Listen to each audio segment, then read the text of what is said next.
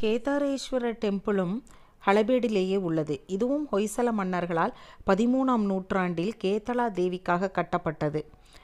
இது கண்ணனின் காளிங்க நடனச் சிலை, வாமன அவதார சிலை அடுத்து இருக்கின்றது. இதுவும் ஹொய்சலர்களால் கட்டப்பட்டதால் ஹொய்சலேஸ்வரா போன்றே சிலை அமைப்புகள் இங்கு உள்ளன. வராக அவதாரம். ரங்கநாதர் லக்ஷ்மியின் மடியில் கால் வைத்து கொண்டு பள்ளி கொண்டிருப்பது போன்ற சிலை அமைப்பு.